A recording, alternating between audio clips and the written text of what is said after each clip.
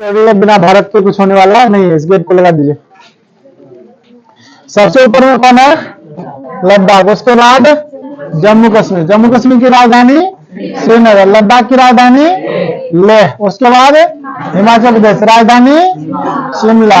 उसके बाद पंजाब राजधानी चंडीगढ़। उसके बाद हरियाणा की राजधानी चंडीगढ़। उसके बाद दिल्ली। दिल्ली का न्यू दिल्ली। ठीक है। उसके बाद राजस्थान। राजस्थान की राजधानी जयपुर। ठीक है। उसके बाद गुजरात। गुजरात की राजधानी गांधीनगर। इधर मध्य प्रदेश राजधानी भोपाल। ये उत्तर प्रदेश राजधानी लखनऊ। ये उत्तराखंड राजधानी देहरादून। ठीक है। ये कौन सा देश है? नेपाल। इसकी राजधानी क्या है? काठमांडू। ठीक है। ये कौन है? बिहार राजधानी पटना। ये झारखंड राजधानी रांची। ये ओडिशा राजधानी भुवनेश्वर। ये छत्तीसगढ़ राजधानी रायपुर। यहाँ पे सिक्किम। सिक्किम की राजधानी गैंगटॉक। ये अरुणाचल प्रदेश राजधानी ईटानगर। ये असम राजधानी दिसपुर। ये मेघालय राजधानी शिलांग। ये त्रिपुरा राजधानी अगरतला। ये मिजोरम राजधानी। ये मणिपुर राजधानी इम्फाल। ये नागालैंड राजधानी कोहिमा। इधर का राज्य हो गया ये पश्चिम बंगाल राजधानी कोलकाता। ठीक है। उसके बाद नीचे चलते हैं। नीचे में आपको ये क्या था? गुजरात राजधानी गांधीनगर। ये महाराष्ट्र राजधानी मुंबई। ये गोवा राजधानी पणजी। ये कर्नाटक राजधानी। लोकेशन जरूर याद रखना है क्योंकि राजधानी का क्रम सजाने के लिए पूरा पश्चिम उत्तर दक्षिण कुछ भी दे सकता है और प्रमुख शहर को भी जानना बहुत ही जरूरी है। उसके बाद केरल। केरल की राजधानी तिरुवनंतपुरम। यहां पर है नीचे में लिखा हुआ। तमिलनाडु की राजधानी चेन्नई। आंध्र प्रदेश की राजधानी अमरावती। यहां दिखा रहा है लेकिन ये बदल रहा है। कहां बनाएगा अभी कोई गारंटी नहीं है। अब चर्चा चल रहा है। अब बनने वाला है विशाखापत्तनम में। ठीक है। उसके बाद तेलंगाना की राजधानी हैदराबाद। छत्तीसगढ़ का रायपुर। ओडिशा का भुवनेश्वर। तट के किनारे है कि नहीं है? ठीक है। तो ये कौन सा है? बे ऑफ बंगाल। बंगाल की खाड़ी। ये कौन सा है? अंडमान निकोबार की राजधानी पोर्ट ब्लेयर। अंडमान निकोबार की राजधानी पोर्ट ब्लेयर। ये लक्षद्वीप का राजधानी कावरत्ती। ये कौन सा सागर है? अरबियन सी। इसको कहते हैं अरब सागर। इसको बंगाली खाड़ी बे ऑफ बंगाल। ठीक है। और आपको बता दिए थे कि यहां पर अरब सागर से किस किस राज्य की सीमा लगती है, यहां से लेकर के यहां तक। और इधर आपका बंगाली खाड़ी से किस किस राज्यों की सीमा लगती है, यहां पर आपको ये दिख जाएगा। ठीक है ना। तो टोटल कितने राज्यों का सीमा लग रहा था? 9 राज्य। क्या तेलंगाना का सीमा इसमें लग रहा है समुद्र से? तो कभी कभी ऐसा सवाल पूछा जाता है निम्न में कौन सा लैंड लॉक राज्य नहीं है, भूबद्ध नहीं है। भूबद्ध का मतलब चारों ओर भूमि से घिरा हुआ। बताइए बिहार लैंडलॉक है? भारत लैंडलॉक है? नेपाल लैंडलॉक है? बांग्लादेश? बांग्लादेश से सटा हुआ समुद्र। भूटान लैंडलॉक है? भूटान ऊपर में था, लैंडलॉक है, चारों ओर भूमि से घिरा है। कभी देश के बारे में कभी राज्य के बारे में कुछ भी पूछा जा सकता है। बताइए मध्य प्रदेश लैंडलॉक है? छत्तीसगढ़? उड़ीसा? झारखंड? मध्य प्रदेश? गुजरात? गुजरात कैसे होगा? ठीक है। कर्नाटक? ये भी लैंडलॉक नहीं है, सटा हुआ है ना समुद्र से। तो किसी भी तरह से सवाल आपको पूछा जा सकता है। हम आपको बता देते हैं सवाल आखिर पूछता कैसे है। भारत को देखने का अब नजरिया बदल जाएगा। पहले भारत देखते हुए सब दिन हाँ अच्छा भारत है, कोई बात नहीं है। अब आपका नजर चेंज हो गया इसको देखने का। अच्छा इतना सारा प्रश्न है, बात समझ में आया ना। बस इसको देखना है आप दूसरे निगाहों से। समझ में आया? दूसरा निगाह। चलिए नेक्स्ट आगे बढ़ते हैं। तो ये था आपका राज्य का परिचय। टोटल कितने राज्य है? 28 राज्य हैं। कितने राज्य हैं? 28 राज्य। और केंद्र शासित प्रदेश कितना है? 8। कितना है? 8। दिखा दे सबको। सबसे बड़ा केंद्र शासित प्रदेश है आपका लद्दाख। सबसे बड़ा कौन है? लद्दाख। दूसरा जम्मू कश्मीर, 2 हो गया। उसके बाद ये चंडीगढ़, कितना हुआ? 3। दिल्ली कितना हुआ? 4 तो ऊपर हो गया। ठीक है। उसके बाद अंडमान निकोबार कितना हुआ? 5, लक्षद्वीप कितना हुआ 6, उसके बाद ये दादरा नगर हवेली एवं दमन द्वीप कितना हुआ 7। अब एक बच गया आपका पुडुचेरी, कितना हो गया 8, कितना हो गया 8। कितने केंद्र शासित प्रदेश हैं 8 केंद्र शासित प्रदेश, 8 केंद्र शासित प्रदेश और 28 राज्य। समझ में आ गया ना। अब देखिए ये जो पुडुचेरी है ये किस राज्य में है तमिलनाडु, यहां पर भी पुडुचेरी है। ये किस राज्य में है आंध्र प्रदेश, यहां पर भी पुडुचेरी है। आप लीजिए ये कहां पर है तमिलनाडु, इधर भी पुडुचेरी है। समझ में आया। पुडुचेरी कितने जगह पे है 4 जगह पे। कितने राज्यों में 3 राज्यों में, एक आंध्र प्रदेश में, 2 तमिलनाडु में और एक केरल में। तो टोटल कितना जगह पे है 4 जगह पे। केंद्र शासित प्रदेश है, केंद्र शासित नाम से ही स्पष्ट है जिसका केंद्र का शासन चलता हो, है ना। यहां पर राज्यपाल नहीं होता, यहां पर उपराज्यपाल होता है। बिहार में राज्यपाल होगा, केंद्र शासित प्रदेश में उपराज्यपाल होगा, क्योंकि वहां का शासन व्यवस्था डायरेक्ट कौन चलाता है राष्ट्रपति चलाता है, सेंट्रल गवर्नमेंट चलाता है। और सेंट्रल गवर्नमेंट की सारी शासन व्यवस्था किसके हाथों में होता है राष्ट्रपति के हाथों में होता है। ये बात कई बार पढ़ा चुके हैं, राष्ट्रपति में ही सारा शक्ति निहित है, पढ़ रहे हैं ना पीछे पॉलिटी में, ठीक है। तो सेंट्रल गवर्नमेंट की सारी व्यवस्था देख रेख करती है। केंद्र शासित नाम ही है, जिस पर केंद्र का शासन हो उसको केंद्र शासित प्रदेश कह रहे हैं। मतलब कि वहां पर डायरेक्ट शासन व्यवस्था कौन संभालेगा राष्ट्रपति संभालेगा, ठीक है। तो ये 4 को 4 कौन नहीं करेंगे, ये सब जो है ना अलग अलग जगह पे है, ठीक है। जब यहां पर ये गोवा जो देख रहे हैं ना, गोवा भी बाद में आजाद हुआ। पुर्तगाली यहां पर रहता था। भारत में सबसे पहले यहां पर आया कौन पुर्तगाली, कौन वास्को डी गामा। कब 1498 में समुद्री मार्ग से आया। सबसे पहले भारत में कौन आया, कौन विदेशी यात्री समुद्री मार्ग से पुर्तगाल आया। और सबसे अंत में कौन गया, सबसे अंत में गया कौन पुर्तगाली ही गया है ना। 1962 के आसपास गया है पुर्तगाली। यहां पे आजादी के बाद गोवा तभी भी पुर्तगाली के कब्जा में था। बात समझ में आया। आजादी के बाद भी गोवा किसके कब्जा में था पुर्तगाली के कब्जा में था। और पुडुचेरी वगैरह सभी अलग अलग क्षेत्र में पुर्तगाली का कब्जा था। बात समझ में आया। जब बाद में इसको छोड़ करके जाने लगा तो इस सभी जगह का एक ही नाम पड़ गया पुडुचेरी। अब बात समझ में आ गया।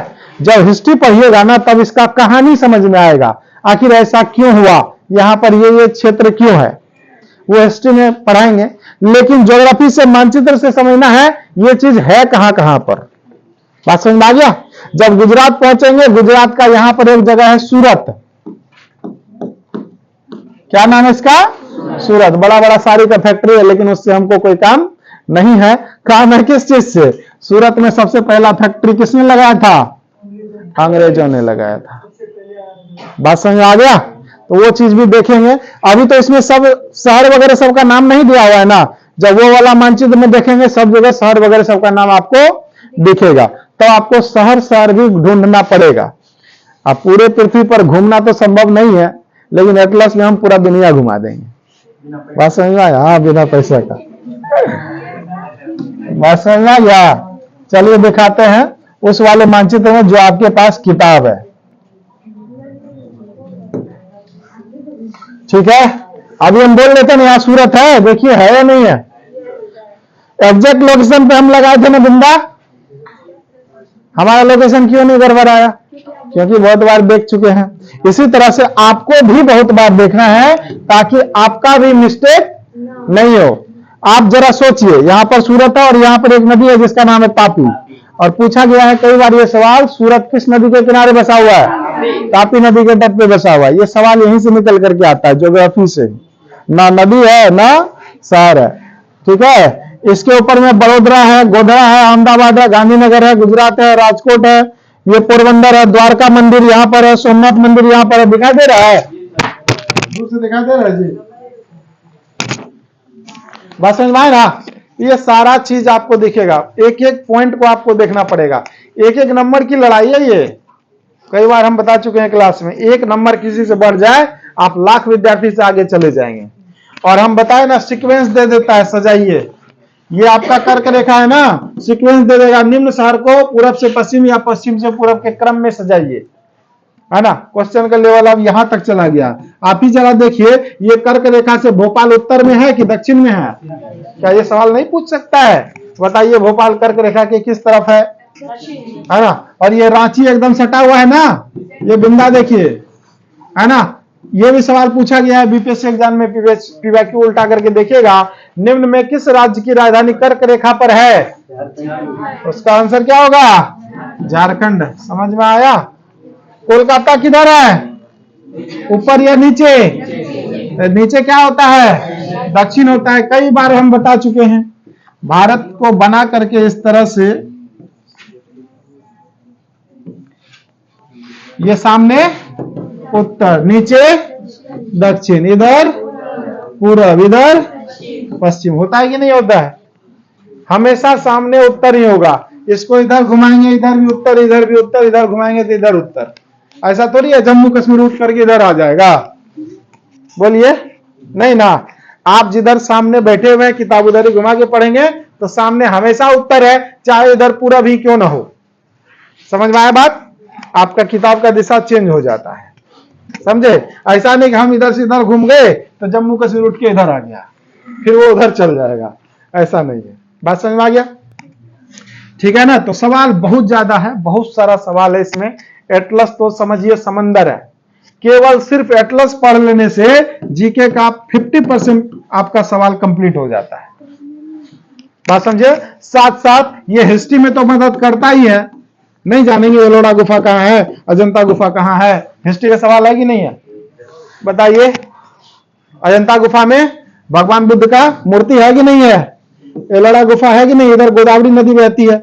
हर चीज जुड़ा हुआ है एक दूसरे से, कोई भी सब्जेक्ट अलग नहीं है, हर कोई एक दूसरे से लिंक रहता है। बात समझ में आया? ठीक है ना, समझ में आ रहा है जी? दिखाई दे रहा है कि नहीं?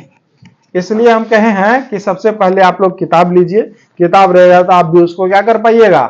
हाईलाइट कर पाइएगा। बहुत ही जरूरी है किताब लेना, बिना किताब के पढ़ाई संभव नहीं है। हम एक आध दिन, मतलब कि 14 तारीख को क्या है, मकर संक्रांति है, तब तक में किताब सबके पास आ ही जाना चाहिए। उसके बाद बिना किताब का नहीं चल पाएगा, किताब तो नेसेसरी है। फिर हम किताब से खोल खोल के पढ़ाने लगेंगे और दिखाने लगेंगे, आपको हाईलाइट करवाएंगे। अभी तो हम यहां ना कर रहे हैं, तो आपको किताब में करवाएंगे, आप अपने खुद से करिएगा। आप ही जरा समझिए, जो आप करते हैं वो ज्यादा सीखते हैं, है ना। बाल विकास में बच्चों को पढ़ाते हैं, मतलब सीडीपी वाले चैप्टर में करके सीखना ज्यादा अच्छा होता है, मतलब कि उससे ज्यादा सीखा जाता है। जब आप खुद से करेंगे तो उसमें ज्यादा सीख पाइएगा। बात समझ में आए? ये सब चीजें हैं। उसके बाद जब चैप्टर स्टार्ट होता है, देखिए मैप दो प्रकार का होता है, हम कई बार बता चुके हैं। एक होता है आपका राजनीतिक मानचित्र, राजनीतिक मतलब राजनीतिक के तहत सबको अलग किया गया है, इधर चीन होगा, ये नेपाल होगा, वो भारत होगा, या फिर ये राज्य अलग होगा, ये राज्य अलग होगा, ये सब तो राजनीति ही है ना, इसलिए इसको राजनीतिक मानचित्र कहते हैं। और एक होता है प्राकृतिक मानचित्र, जो भगवान ने बनाया है, नदी पर्वत पठार मैदान, ये ना बनाया है। भगवान थोड़ी कहा ये भारत है, ये पाकिस्तान है, ये तो राजनीति के तहत हुआ है। ठीक है, तो प्राकृतिक भगवान ने जो बनाया वो बनाया पर्वत पठार मैदान। तो इस वाले चैप्टर में आपको पूरा का पूरा क्या दिखेगा? पर्वत पठार मैदान ही दिखेगा। जैसे यहां पर दिख रहा है गंगा का मैदान, यहाँ सुंदरबन, यहाँ पे आपका दिखेगा हिमालय, हिमालय दिख रहा है। इसी के आगे आपको इधर बहुत सारा काराकोरम, लद्दाख, फिर पंजाब, धौलाधार, शिवालिक पर्वत श्रेणी, ये सब दिखेगा। भिवानी बागर, मरुस्थल, राजस्थान बागर, अरावली पर्वत श्रेणी दिखाई दे रहा है। विंध्या पर्वत, सतपुरा पर्वत, कैमूर पर्वत, महादेव पर्वत, मैकाल पर्वत, रामगढ़ की पहाड़ी, रांची का पठार, गडजात की पहाड़ी, राड का मैदान, राजमहल की पहाड़ी, सब सवाल पूछा गया A to Z। बात समझ में आया? सब सवाल आपका पूछा गया है। और भी जब दक्षिण भारत में जाएंगे, दरोगा वाला एग्जाम में भी पूछा गया था इधर से, है ना। यहाँ पर महाबलेश्वर की चोटी है, पूछा गया सवाल है। यहीं पर आपका शिवाजी सागर है, महाबलेश्वर की चोटी के पास से आपका निकलती है कृष्णा नदी। यहाँ पर देखिए फिर घूम करके ऐसे आती, इसका लिखा हुआ है कृष्णा का मुहाना, गोदावरी का मुहाना। बात समझ में आया? बहुत ज्यादा सवाल है, मैप में खाली सवाल है, देखने वाला का अलग अलग निगाह होता है। अच्छा ये भारत है, ठीक है, पलट दो पन्ना। अच्छा ये बिहार है, ठीक है, पलट दो पन्ना। तो अपना अपना नजरिया होता है। बचपन से क्या होते आ रहा था, अच्छा ठीक है ये भारत है, ठीक है कोई बात नहीं, पलटो पन्ना। फिर अच्छा ये बिहार है, अच्छा ये वर्ल्ड है, चलो पलटो पन्ना। कभी उसको हम लोगों ने उस तरीके से अध्ययन नहीं किया मानचित्र का, किए हैं कोई बचपन से ऐसा? नहीं किए, बस पन्ना पलटने वाला काम किए। ठीक है ना। तो बहुत सारा सवाल इसमें आपको दिखेगा। देखिए यहाँ पर महेंद्रगिरी की चोटी, दरोगा एग्जाम में पूछा गया सवाल है। इधर ऊपर में महानदी है, आपका हीराकुंड जलाशय है, दिखाई दे रहा है। मलागिरी की चोटी, यहाँ चिल्का झील। अब पूछेगा चिल्का झील की सीमा बताइए, समुद्र से लगती है? तो लग रहा है ना, बंगाली खाड़ी से। हो गया ना सही सवाल? बस समझ में आ रहा है? बहुत ही ज्यादा आपको सवाल यहाँ पर देखने को मिलेगा। सतमाला पर्वत श्रेणी, सतपुरा पर्वत श्रेणी, महादेव पर्वत श्रेणी, गाविलगढ़, अजंता की पहाड़ी, इधर गोदावरी नदी, इधर बालाघाट, हरिश्चंद्र पर्वत श्रेणी, इसको कहते हैं पश्चिम घाट, इसका नाम है मालाबार। कई बार डेमो वगैरह सब में हम ये सब आपको दिखाए हैं, ठीक है ना। ये आपका नीलगिरी पहाड़ी दिखाई दे रहा है, ये इसको कहते हैं पूर्वी घाट। पूर्वी घाट को कोरोमंडल के तट के नाम से जानते हैं, यहां देखिए लिखा हुआ है। बहुत ही ज्यादा सवाल है इसमें, बहुत ज्यादा सवाल है। एक एक चैप्टर को, एक एक राज्य को ऐसे ऐसे काहे कर रहे हैं, माथा खराब हो गया क्या? इतना सवाल देख करके बर्दाश्त करिए, सब कुछ पढ़ाएंगे और सब कुछ सीख जाइएगा ए टू जेड। कब से? इकोनॉमिक्स का रूल है, जब तक डिमांड न बढ़े सप्लाई नहीं देना चाहिए, तब फायदा नहीं होगा। जब तक हम ये दिखा करके आपके अंदर के भूख को जगा रहे हैं, जब भूख जग जाएगा ना, तो आप एक भी क्लास मिस नहीं करिएगा, आप दौड़े आइएगा कि नहीं वो पढ़ना पड़ेगा, नहीं तो वो वाला क्लास मेरा छूट जाएगा। सबसे पहला क्या काम है? भूख को जगाना। भाई इतना सारा सवाल है, मेरा छूट जाएगा, फिर हम बर्बाद हो जाएंगे। एक दिन का क्लास बहुत ज्यादा इंपॉर्टेंट होता है। बस हाँ, हम छुट्टी दे तो चलेगा, आप छुट्टी मारिएगा तो नहीं चलेगा। बस समझ आया? बहुत ज्यादा सवाल है, पहले देखिए सीखिए आखिर मानचित्र में है क्या। पूर्णिया में कोई भी टीचर मानचित्र नहीं पढ़ाता है, किसी के क्लासरूम में टंगा भी नहीं है। भारत कहेगा उत्तर दक्षिण पूरा पश्चिम तो ऐसे बनाएगा, ये हुआ उत्तर, ये हुआ दक्षिण, ये हुआ पूरब, ये हुआ पश्चिम, ऐसे। समझ में आया? मैथमेटिक्स वाला रूल में तो आपको सीखना पड़ेगा। मानचित्र बहुत ही इंपॉर्टेंट सब्जेक्ट है आपके कॉम्पिटिटिव एग्जाम के लिए। चाहे आप किसी भी कंपटीशन एग्जाम का तैयारी कर रहे हो, चाहे UPSC, BPSC, SSC, railway, banking, कोई भी एग्जाम का तैयारी कर रहे हो, मानचित्र आपका जिंदगी बदल सकता है। बहुत ज्यादा सवाल होता है यहां से, बहुत ज्यादा। कहीं पर कुछ लिखा हुआ है लेकिन सवाल बन रहा है ना, सब ऐसे ही आएगा। अब इसका अलग अलग चैप्टर दिखेगा, ये तो पूरा का पूरा भारत से था ना, इसका ना अलग अलग चैप्टर दिया हुआ है। रुको यार, बहुत ऊपर भाग गया। अच्छा कोई बात नहीं, इसका अलग अलग चैप्टर दिया हुआ है। ये जम्मू कश्मीर है ना, ये आपको बड़ा सा यहां पर दिखाई दे रहा है ना, ये आपका क्या नाम है? काराकोरम। काराकोरम पर्वत श्रेणी ये वाला है। उसके बाद लद्दाख पर्वत श्रेणी यहां दिखाई दे रहा है, दिखाई दे रहा है? नहीं दिखाई दे रहा है? उसके बाद आपको यहां पर जास्कर पर्वत दिखाई दे रहा है। इसके बाद वृहत हिमालय इसका है। उसके बाद यहां पर पीर पंजाल श्रेणी है। उसके बाद धौलाधर श्रेणी है। तो ये सीक्वेंस कभी कोई पूछा जाता है, उत्तर से दक्षिण के क्रम में सजाइए, है ना। कौन से क्रम में? उत्तर से दक्षिण के क्रम में सजाने को ये बोलता है। यहां पर बहुत सारा ग्लेशियर दिखाई दे रहा होगा। सबसे ज्यादा नाम इस सियाचिन ग्लेशियर का जरूर सुने होंगे आप लोग। सियाचिन ग्लेशियर नाम सुने हैं ना? सबसे ऊंचा स्थान जहां पर हमारा सैनिक रहता है, चीन वगैरह सबसे लड़ाई चलते रहता है हमेशा, है ना, वो है आपका सियाचिन ग्लेशियर। बहुत बार पूछा गया सवाल है। ये तोशांग मिरिरी झील बहुत बार पूछा है।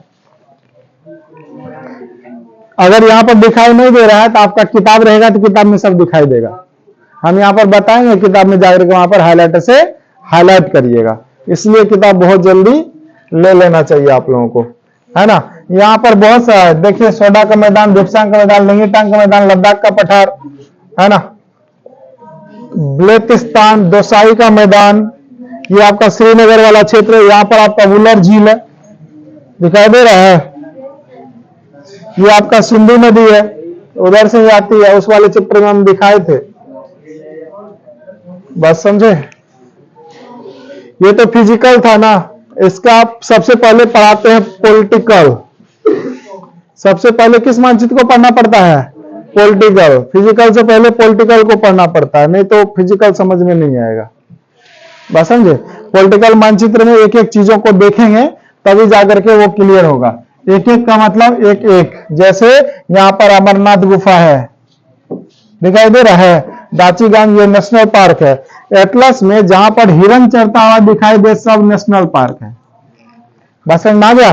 तो यहाँ पर ये जो गुलमर्ग है, ये भी आपका नेशनल पार्क है, समझ में आया बात। और भी बहुत सारा सिंबल देखने को मिलेगा। ये देखिए चेनाब नदी और ये देखिए वैष्णो देवी। क्या ये सवाल नहीं पूछा जा सकता है? बताइए वैष्णो देवी किस नदी के किनारे बसा हुआ है? चेनाब नदी, समझ में आया। उसी तरह से बहुत सारा सवाल आपको देखने को मिलेगा। ये आपका वुलर झील दिखाई दे रहा है, ये किशन गंगा नदी है, ये सिंधु नदी है, इधर से आती है सिंधु नदी, वो उधर से निकल करके उधर को जाती है। छोटा वाला मैप में अच्छा से दिखता है ना। ये आपका डलहौजी नाम का जगह है, ये चंबा है, ये धर्मशाला, ये सब फेमस जगह है। जब कभी आप टूर पे जाएंगे तो ये सब जगह पे जरूर जाएं, अगर हिमाचल जाते हैं तो। ये कांगड़ा है, ये पालमपुर है ना, ये कुल्लू है, ये आपका मनाली है, नाम तो बहुत सुने होंगे, बात समझ में आया ना। ये सब कहां पर है? हिमाचल में है, बात समझ में आया। ये सब टूरिस्ट प्लेस है, मतलब कि हर टूरिस्ट प्लेस को भी आपको जानना पड़ेगा, बात समझ में आया। हर टूरिस्ट प्लेस को भी जानना पड़ेगा, क्योंकि आज सवाल दे देता है, बताइए मनाली कहां पर है या कुल्लू कहां पर है। इधर आपका चेनाब नदी दिखाई दे रहा है, इधर से चेनाब जाता है, ये चेनाब है ना, ऐसे करके इधर को जाता है। यहाँ पर देखिए चेनाब, बात समझे। कांगड़ा, ये डलहौजी, डलहौजी तो ये था ना जी, क्या नाम है इसका, गवर्नर था ना। डलहौजी ने ही डलहौजी शहर को बसाया है, लॉर्ड डलहौजी, बात समझ में आया, उन्होंने ही बसाया है, ठीक है। और यहां पर आपको रावी नदी दिखाई दे रहा है, ये पठानकोट एक बार जो हमला हुआ था, याद है। हाँ, यहाँ पर व्यास नदी दिखाई देगा, इधर से निकलता है। यहाँ पर एक झील भी था, ठीक है, वो फिजिकल मैप में पता चलेगा। यहाँ पर पोंग जलाशय है, बहुत कुछ देखने को आपको मिलेगा, बहुत कुछ। एटलस क्या होता है, जितना तारीफ करे इसका उतना कम है, बात समझ में आया। बहुत कुछ देखने को मिलेगा। यहाँ पर देखिए नैना देवी मंदिर है, ये चैल नेशनल पार्क है, ये धर्मशाला वगैरह सब तो देख लिए थे, बस समझे ना। ये देखिए सतलज नदी दिखाई दे रहा है, सतलज दिखाई दे रहा है। सतलज एक्चुअल में इधर से निकलती है, ऐसे हिमाचल होते हुए इस तरह से आती है, इस तरह से, है ना, इस तरह से चल जाती है। वो भी चीन से निकलती है, तिब्बत वाले क्षेत्र से, बस समझे। आपके पास वो रहेगा तो आप अच्छा से देख पाएंगे एटलस में। जैसे उत्तराखंड राज्य, यहाँ पर देखिएगा आपको टाइगर बैठा हुआ, ये कार्बेट टाइगर रिजर्व है ना। ये देहरादून के पास मसूरी, यहाँ पर भी लोग बहुत जाते हैं घूमने के लिए, है ना। देवप्रयाग, रुद्रप्रयाग, ऋषिकेश, हरिद्वार, ये सब टूरिस्ट प्लेस है या नहीं है? ये सब कहाँ है? उत्तराखंड राज्य में। यमुनोत्री, गंगोत्री, केदारनाथ, बद्रीनाथ, ये सब कहाँ है? उत्तराखंड में। नंदा देवी नेशनल पार्क कहाँ है?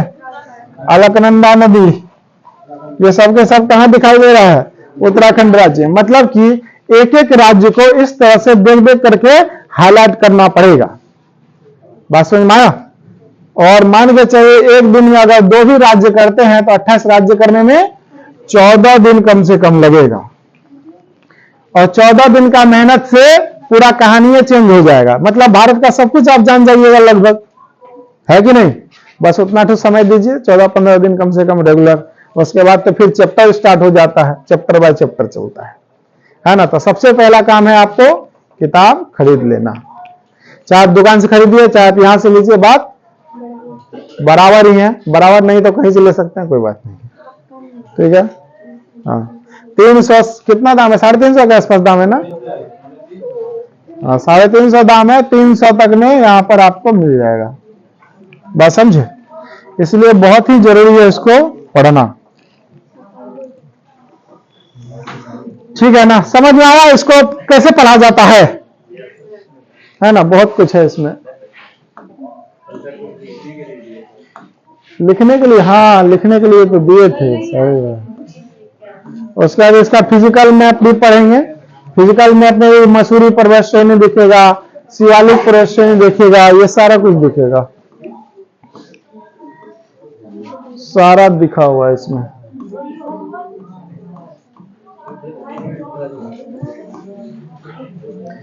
मानचित्र लेना बहुत ही जरूरी है, उसके बिना पढ़ाई संभव नहीं है। साथ साथ अपना एप्लीकेशन भी है,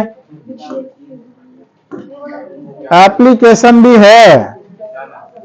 बीपीएससी गुरु नाम है एप्लीकेशन का। एप्लीकेशन वाले में जाएंगे तो आपको दिखेगा, प्ले स्टोर में जाकर के सर्च करिएगा, इस तरह का वो लोगो आएगा बीपीएससी गुरु का। इसमें तो ऐसे चलता है। खोलने दीजिए फिर दिखाते हैं। इस तरह से जब खुलेगा ना तो इसमें ऑनलाइन वाला भी सब दिखेगा, और जितना वीडियो लेक्चर रिकॉर्ड होता है वो सब ऑनलाइन वाले प्लेटफॉर्म पे भी आ जाता है। ये सब कोर्स है जिसको परचेज करता है बच्चा अलग अलग। जैसे इसका बिहार पुलिस वाला का 1100 था, बीपीएससी टीआरई 4 का 1500 के लगभग, 1499, 1500 नहीं, 1 टका कम है। समझ में आया? उसके बाद अपने क्लास के बच्चों के लिए फ्री मटेरियल भी है। वो कहाँ है? इस 3 डॉट पे जाकर के क्लिक करिएगा। बात समझ में आ गया? फ्री मटेरियल पे जाकर के क्लिक करिएगा। फ्री मटेरियल वाला में बहुत सारा पीडीएफ आपको दिखेगा। इसमें बिहार पुलिस का पीडीएफ अलग अलग सबका, यूपीएससी का, बीपीएससी का, सब कुछ आपको दिखेगा। जैसे मान के चलिए सबसे नीचे बिहार पुलिस वाले में बहुत ज्यादा मटेरियल डाले हुए थे और काफी रिजल्ट भी हुआ था। 70 बच्चा का रिजल्ट हुआ था, तो इसमें बहुत ज्यादा मटेरियल भी डाले हुए थे। यहाँ पर जो दिखाई दे रहा है, जैसे ये ज्योग्राफी जो अभी पढ़ा रहे हैं, ये आपको यहाँ पर पीडीएफ मिल जाएगा। बात समझे? चाहे तो यहां से आप इसको देख सकते हैं और पूरा का पूरा पीडीएफ आ जाएगा। अब सीधा आ जाएगा, और ये शुरुआत से है पूरा का पूरा पीडीएफ। और किसी बच्चा का ही कॉपी का हम पीडीएफ बना के डाले हुए, ऐसा नहीं कि हम अपना से लिख करके डालें। जो क्लास में पढ़ाए हैं वही चीज आपको यहाँ पर दिखेगा। बात समझे? यहां से स्टार्ट होता है देशांतर और अक्षांश से। बात समझे? ऐसा नहीं करेंगे इस पीडीएफ को प्रिंट आउट करवा लेंगे। देख के लिखना चाहिए, लिखने से याद होता है, प्रिंट करने से याद नहीं होता, प्रिंटर को रह जाएगा दिमाग में। समझ में आया ना? यहां से स्टार्ट होता है पूरा का पूरा कहानी। और आप लोग का भी ज्योग्राफी का क्लास अगर स्टार्ट होगा जिस दिन, तो वहीं से स्टार्ट होगा, या फिर पूरे के पूरे मानचित्र से स्टार्ट करेंगे। बात समझे? ये देखिए हिमालय के उस पार की पर्वत श्रेणियां, यही पढ़ रहे थे ना अभी हम लोग वहां पे। काराकोरम पर्वत श्रेणी, लद्दाख पर्वत श्रेणी, जास्कर, ग्रेट हिमालय, उसके बाद अवशिष्ट हिमालय, फिर पंजाब, धवालय, शिवालिक, ये सीक्वेंस में लिखा हुआ है। ये पढ़ रहे थे ना तुरंत, सब कुछ इसमें आपका दिखा हुआ है। मध्य हिमालय की पर्वत श्रेणियां कहाँ कहाँ है, सारा कुछ इसमें दिया हुआ है। और पूर्वी हिमालय की पर्वत श्रेणियां कौन कौन सा है, ये भी दिया हुआ है। इसको एक बार समझा देंगे तो वो सब मिल जाएगा। अभी तुरंत ऐसा मानचित्र बना करके बताए थे ना, तो बच्चे भी इस तरह से नोट किया हुआ है। पश्चिम घाट, पूर्वी घाट, कोरोमंडल, मालाबार, था कि नहीं था? अभी तुरंत चर्चा कर रहे थे। नीलगिरी की चोटी दिखाई दे रहा है। ये सब का इसका पूरा का पूरा डिटेल्स लिखा हुआ है। बात समझे? एक बार मानचित्र को पढ़ना बहुत ही जरूरी। यहां से गंगा मतलब भारत की नदियां स्टार्ट होती है, तो ऑल इज इंपॉर्टेंट। बात समझ में आया?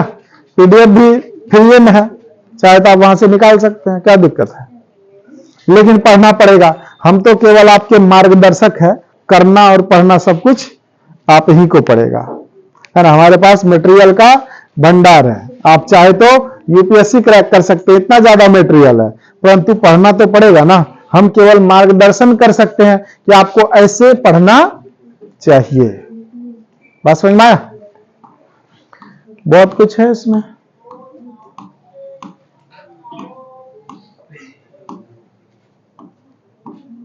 कैसे गर्ज वगैरह सबका निर्माण करती है नर्मदा नदी, डेल्टा नहीं बनाती, ये सारा कुछ सिंबल के थ्रू बना बना करके पढ़ाया गया है। ब्लॉक पर्वत श्रेणी, अब पर्वत श्रेणी वाला चैप्टर आया है।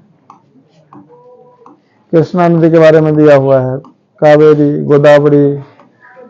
उसके बाद लगता है नदी वाला चैप्टर समाप्त हो गया।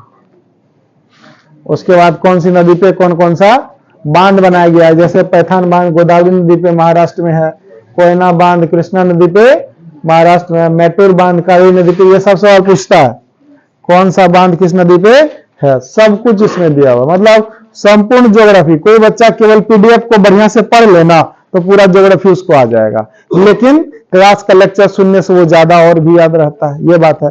वैसे तो किताब बहुत सारा है कि नहीं, एक से एक राइटर का किताब आपको मिलेगा। किताब दुकानदार भर दिन उसको पढ़ते रहेगा तो क्या उसको पूरा ज्ञान हो जाएगा? नहीं हो पाएगा। उसके लिए क्लास जरूरी है, हिंस जरूरी है। ये सब आपका परमाणु संयंत्र वाला है। तारापुर जो भारत का पहला परमाणु संयंत्र था वो महाराष्ट्र में लगा था, है ना। ये सब निर्माणाधीन है। उत्तर भारत का पहला वाला हरियाणा में लगा है। बहुत कुछ पढ़ाया गया है, ऐसे में इतना रिजल्ट नहीं दिया, लोग को बहुत कुछ पढ़ा एकदम बारीकी से। दिखाई दे रहा है ना। तो उम्मीद करते हैं कब तक में आ जाएगा सबके पास बुक। जिसको लेना है पैसा जमा कर दीजिएगा, हम जबरदस्ती तब दे देंगे, ठीक है।